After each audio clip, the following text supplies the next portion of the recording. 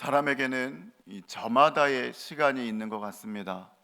시간은 공통적으로 모든 사람에게 동일하게 흐르는 것 같지만 저마다 상대적인 시간이 있는 것입니다. 예전에 제가 휴가를 갔을 때 저와 저희 가정은 즐거운 시간이지만 그곳에 있는 사람들은 치열한 삶의 일상 중 하루에 불과하겠다는 생각을 했던 적이 있습니다. 여행지에 온 저희야 지금이 휴가의 시간이지만 하루하루를 치열하게 살아가는 그곳의 사람들에게는 매일이 일상에 불과한 하루의 시간에 불과했던 것입니다. 시간의 의미는 모든 사람들마다 다 다릅니다. 이 땅을 살아가는 모래알 만큼이나는 사람들마다 다 다양한 시간의 의미가 있습니다. 그러나 이러한 많은 시간의 의미 가운데에서도 도도하게 흘러가는 절대적인 시간이 있습니다. 모든 상대성의 시간에 방향과 의미를 잡아주는 하나님의 시간입니다. 인간의 상대적인 시간으로서는 알 수 없는 하나님의 절대적 주권의 시간이고 하나님의 지혜의 시간입니다.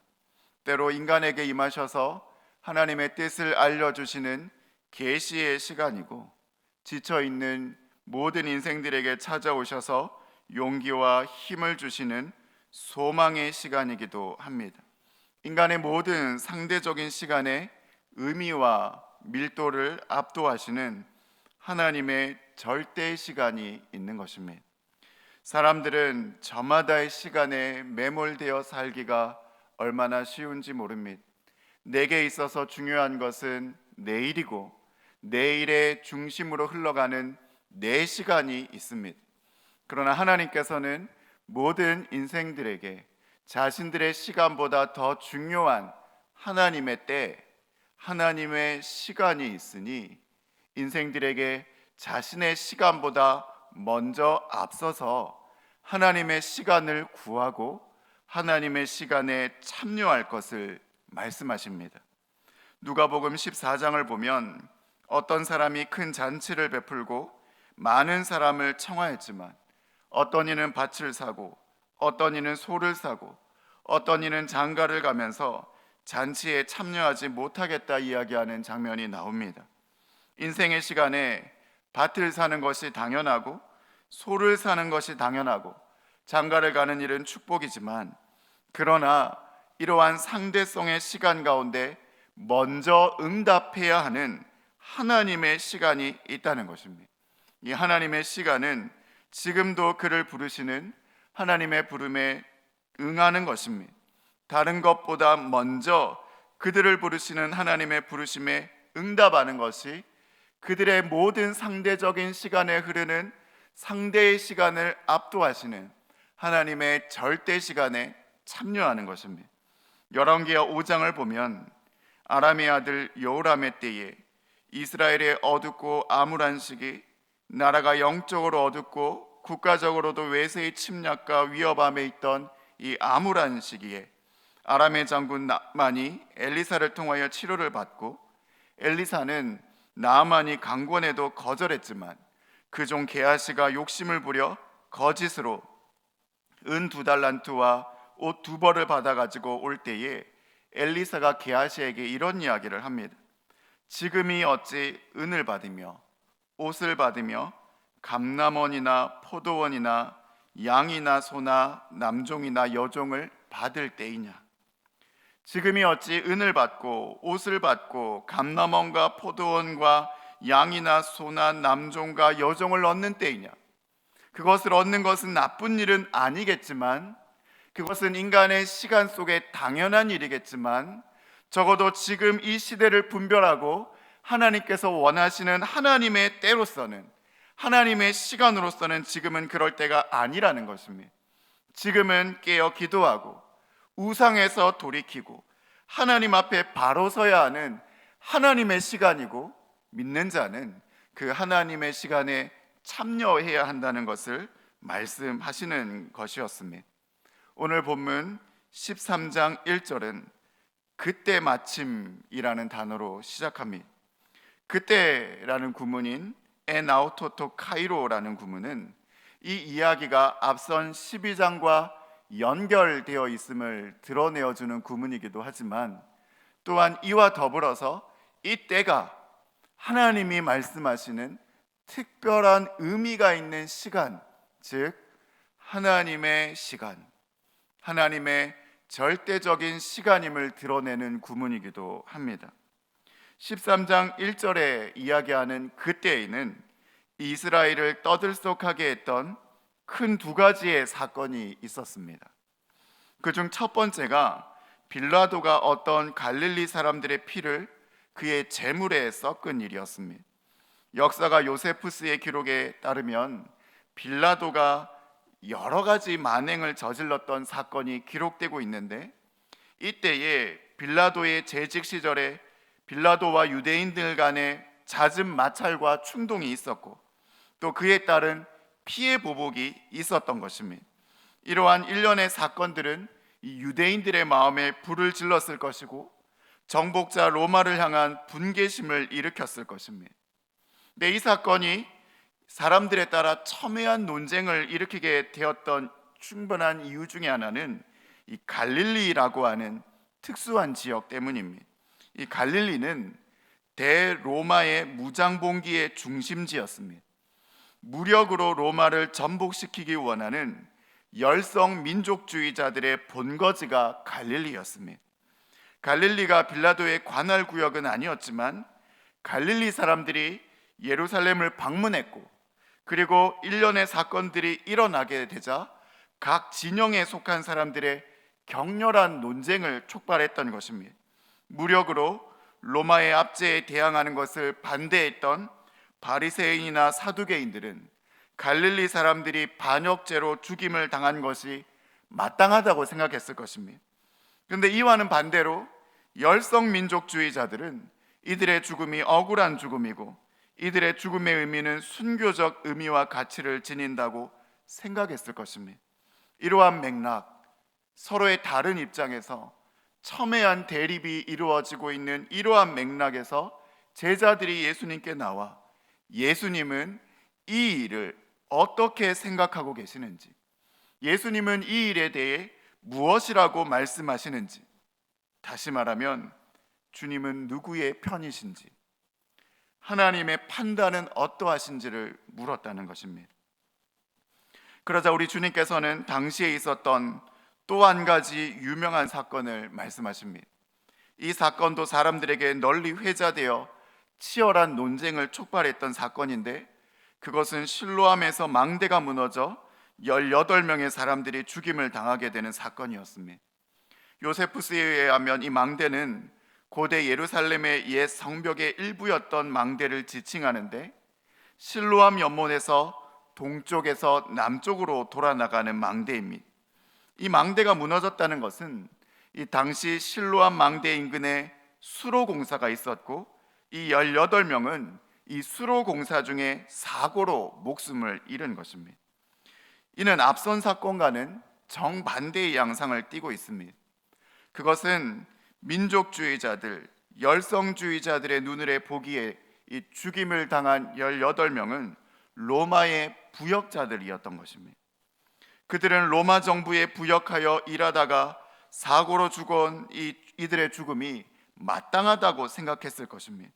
열심당원들은 로마 정부의 공사에 동참한 유대인들은 하나님의 심판을 받아 마땅한 자들이라고 생각했던 것입니다.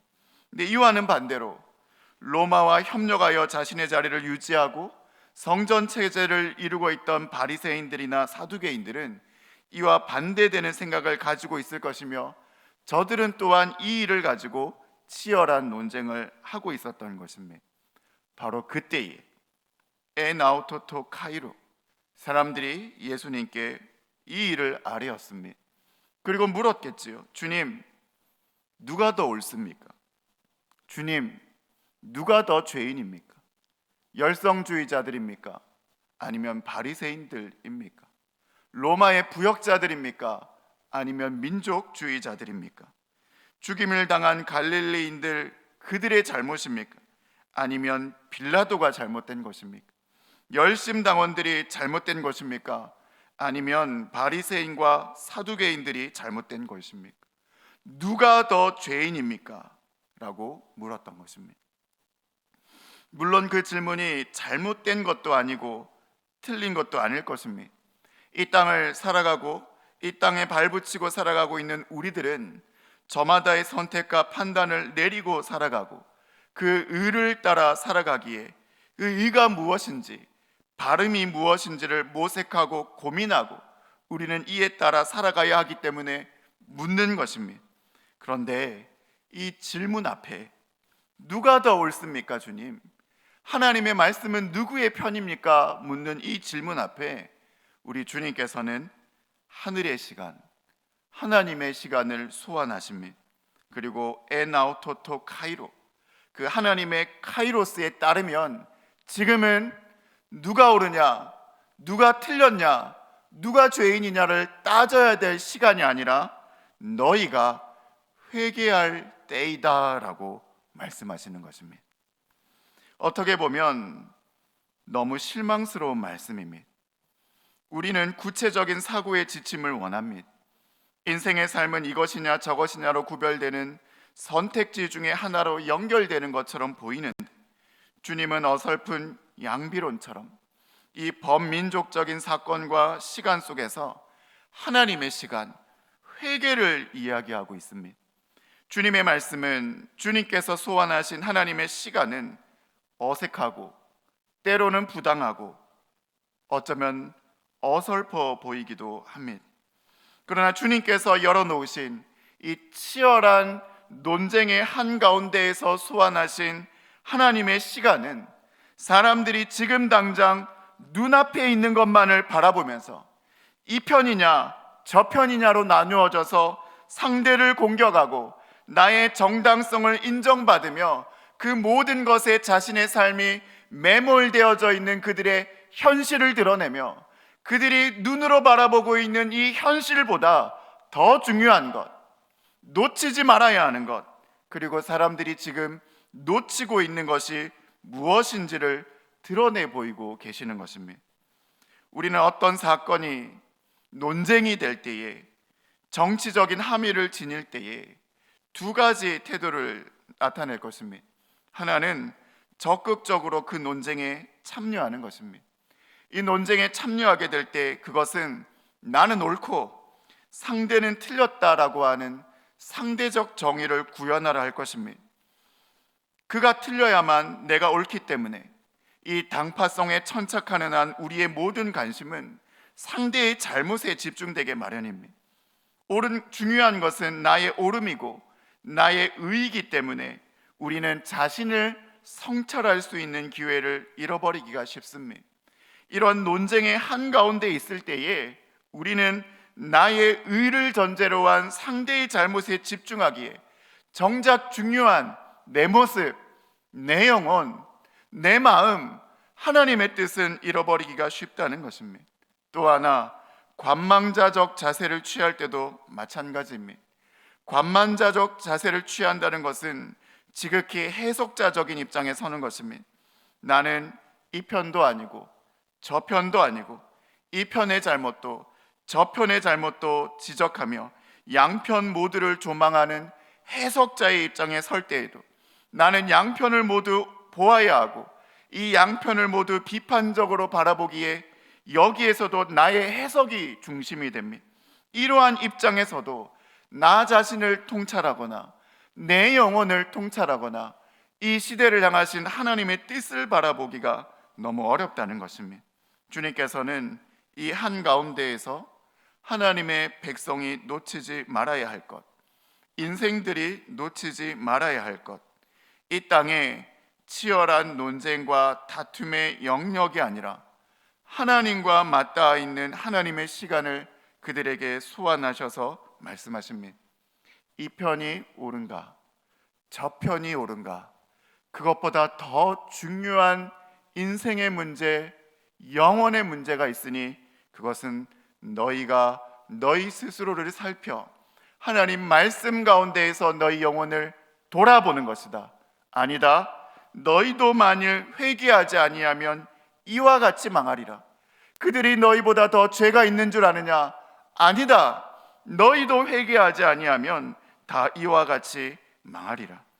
주님은 그 치열한 인생의 시간에 맞서 하나님의 시간을 보여주시며, 지금은 바로 그때는 사람들이 저마다의 신념과 가치로 치열하게 다투고 있을 그때에는 먼저 하나님 앞에, 주님의 말씀 앞에 바로 서서 나 자신을 돌아보아야만 하는 회개의 시간이라는 것입니다.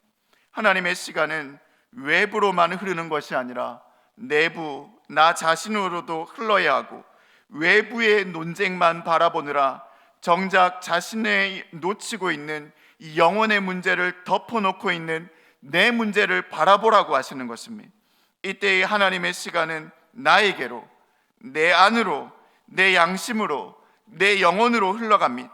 그때에는 외부의 사건에만 천착할 때가 아니라 그만큼 더 중요한 하나님의 시간, 나 자신의 영혼, 임박한 종말론의 시간, 회개해야 하는 시간이라고 말씀하여 주시는 것입니다. 믿음의 성도님 여러분, 참으로 복잡하고 혼란한 시대를 저희들이 살아가는 중에 있습니다. 우리나라는 이것이냐 저편이냐로 갈라져서 하나님 앞에 그렇게 묻기도 하는 것 같습니다. 주님, 하나님 보시기에는, 예수님 보시기에는 이 편이 옳습니까? 아니면 저 편이 옳습니까? 우리는 하나님 앞에 구체적인 삶의 지침을 원하며 그 해답을 듣기 원할지도 모르겠습니다. 오늘 우리 삶의 자리에서 주님, 이 편입니까? 아니면 저 편입니까? 물을 때에 주님께서는 하나님의 시간을 소환하셔서 우리에게 더 시급하고 중요하고 우리가 잊어버리기 쉬운 우리 영혼의 문제를 드러내시며, 이 시대를 통찰하고 하나님의 시간을 조망하며 우리의 눈을 열어서 내 자신을 먼저 보라고 말씀하실지도 모르겠습니다. 주님께서 우리에게 이렇게 말씀하십니다. 아니다. 너희도 만일 회개하지 아니하면 다 이와 같이 망하리라. 이 땅에 더 중요한 일은, 이 땅에서 더 시급한 일은 정치적 당파성과 나의 옳음과 정의에만 천착하여 내가 옳고 너는 틀렸다라고 하는 상대적 정의를 추구하는 것을 넘어서서 우리 모든 인류를 구원하시고 이 땅을 하나님의 나라로 이끌어 가고 계시는 하나님 나라의 복음, 그 임박한 종말론의 시간, 회개해야 하는 우리의 삶, 하나님 나라 복음 안에 머물러야 하는 우리의 믿음, 하나님은 이 시기 가운데에서도 하나님의 시간을 소환하셔서 우리에게 회개의 말씀을 말씀하여 주시는 줄을 믿습니다. 또한 그 시간은 앞선 12장 54절을 보면 그때는 시대를 분별해야 하는 시간이었습니다. 엔아우토토 카이로로 연결되는 12장 54절에서 주님은 말씀하셨습니다. 또 무리에게 이르시되 너희가 구름이 서쪽에서 있는 것을 보면 곧 말하기를 소나기가 오리라 하나니 과연 그리하고 남풍이 부는 것을 말하기를 심히 더우리라 하니 과연 그리하니라. 농경사회, 목축사회를 살아가던 이 시기에는 날씨가 아주 중요한 정보 중에 하나였습니다. 그들은 하늘을 보고 바람을 보고 날씨가 어떠할지를 보고 예측하고 미리 준비하였고, 이는 중요한 일 중에 하나였습니다. 지중해에서 일어나는 구름이 있으면 비가 올 것이고, 남쪽의 광야에서 바람이 불면 건조하고 더운 날씨가 계속되리라는 것을 그들은 예측했던 것입니다. 그런데 주님은 이렇게 말씀하십니다. 외식하는 자여, 너희가 천지의 기상은 분간할 줄 알면서 어찌 이 시대는 분간하지 못하느냐. 주님은 이스라엘 백성들이, 하나님의 사람들이 시대를 분별하는 눈을 가지지 못했음을 탄식합니다. 지금은 그럴 때가 아니라는 것입니다. 이 시대는 그럴 시대가 아니라는 것입니다. 하나님의 아들 예수께서 이 땅에 오셔서 하나님 나라의 복음을 전하시는 이때는 구약의 완전한 성취로 이 땅에 오신 하나님의 아들이 당신의 뜻을 이루시어 죽으시고 부활하셔서 주의 몸된 교회를 세우시는 이때는 너희가 그러한 것으로 다투고 논쟁할 때가 아니라는 것입니다. 그때는 돌이켜야 할 때이고, 그때는 회개해야 할 때이고, 그때는 은혜를 받아야 할 때이고, 그때는 우리의 심령이 갱신되어야 할 때이며, 그때는 하나님 나라에 참여하고 하나님 나라를 살아가야 할 때라는 것입니다. 그러므로 13장 1절에 그때는 언제입니까? 그때는 시대를 분별해야 되는 때입니다. 하나님께서 지금 이 시대 가운데 무엇을 행하고 계시는지, 하나님이 이 시대 가운데 어떤 일을 행하고 계시는지, 주님의 뜻이 이 땅 가운데 어떻게 이루어지고 있는지 영적인 안목과 시선으로 성령의 조망하심으로 이 시대를, 때를 분별해야 하는 시대라는 것을 주님은 말씀하시는 것입니다. 그러나 사람들은 천지의 기상은 분간할 줄 알면서도 시대는 분간하지 못했습니다. 지금 당장 중요하고 시급한 일이 무엇인지 그들은 눈앞에 있는 것만을 바라보며 하나님이 어떠한 일을 행하고 계시는지 알지 못하는 때였습니다. 그래서 그들은 눈앞의 것만을 바라보며 하나님의 일을 외면하였습니다. 하나님의 마음을 외면하였습니다. 그래야 그들은 시대를 분별하지 못하는 그러한 상황 가운데 놓여 있었던 것입니다. 믿음의 성도님 여러분, 이때는 어떤 때입니까? 우리가 살아가는 지금 이때는 어떤 시기입니까? 이 시기는 하나님의 때를 분간해야 되는 때인 줄로 믿습니다. 하나님께서 주의 몸된 교회에 무엇을 말씀하여 주시는지, 하나님이 지금 이 시대에 믿는 자들에게 무엇이라고 말씀하시는지, 하나님을 대적하여 흘러가고 있는 이 세대가 어떻게 흘러가고 있는지, 우리는 무엇을 위해 기도하고 어디에 집중해야 하는지, 우리는 이 시대를 분별하고 분간해야 되는 줄로 믿습니다. 또한 그때는 이어지는 6절 이하의 예수님의 말씀에 따르면 하나님의 심판이 유예된 때였습니다. 6절을 보면 포도원에 무화과 나무를 심으셨다고 합니다. 포도원에는 포도나무를 심어야 할 것인데 포도원의 한가운데 무화과를 심으신 것은 이스라엘을 향한 예표이기도 하지만 이는 특별한 열매를 기대하신 포도원 주인의 기대가 담겨져 있습니다. 이 무화과 나무를 심으신 목적이 있는데 그것은 열매를 얻기 위함이었습니다. 그런데 주인은 이 나무에게서 열매를 얻지 못했다는 것입니다. 열매를 얻지 못한 주인은 찍어버리라 하였지만 포도원 지기는 주인에게 당부합니다. 주인이여, 한 해만 그대로 두소서. 내가 두릅하고 걸음을 줄이니 이후에 열매를 열면 좋거니와 그렇지 않으면 찍어내소서. 열매를 향해 기도하는 것입니다. 성도님 여러분, 무화과 나무에 열매가 없는 것은 당연한 일이 아닙니다. 무화과 나무에는 열매가 있어야만 합니다. 주님은 주시고 주님은 찾으십니다. 주님께서 무화과 나무를 이 땅에 심으신 것은 열매를 찾으시기 위함이었습니다. 열매 맺지 못한 나무는 지금 유예받은 것에 불과합니다. 그리고 주님은 결국 찾으실 것입니다. 열매가 있는지 없는지를 살피실 것입니다. 유예받은 그때, 열매가 없지만 이제는 열매를 맺어야 하는 그때, 주님께서 열매를 찾고 계시는 그때, 그때가 바로 에나우토토 카이로, 바로 그때라는 것입니다. 믿음의 성도님 여러분, 그때는 주님이 열매를 찾으시는 때입니다.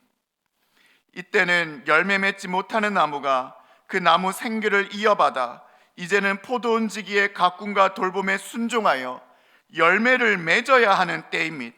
그때는 바로 열매를 맺어야 하는 때이건, 복음을 전파된 이후로 주님의 뜻대로 온전히 살아가기에, 신실하고 진실하게 살아가기에 적합한 때는 역사상 한순간도 없었습니다. 언제나 어느 때나 성도에게는 불같은 시험이 있었고 환난과 풍파와 어려움들이 찾아왔습니다. 열매를 맺기에, 믿음으로 살기에 적합한 때는 한때도 없었지만 성도는 늘 언제나 믿음으로 살아야만 했고 믿음으로 살면서 열매를 맺어야만 했다는 것입니다. 오늘이 바로 그때입니다. 시대는 암울해 보이고 길이 잘 보이지 않고 어수선하고 사람들은 복음을 거부하지만, 그러나 이때는 주님께서 무화과 나무에게 열매를 찾으시는 때입니다. 주님은 주시고 주님은 찾으십니다. 성도님 여러분, 주님은 열매를 찾으십니다. 당신의 포도원에 심긴 무화과 나무에게서 주님은 열매를 지금도 찾으십니다. 그리고 조금 더 기다려 주시며 유예하여 주십니다. 바로 그 절박한 시기, 그 임박한 시기, 추수가 가까운 시기, 바로 지금이 그때입니다. 그러므로 우리는 주님의 만지심에 순종하며 주님의 가꾸심에 순종해야 합니다.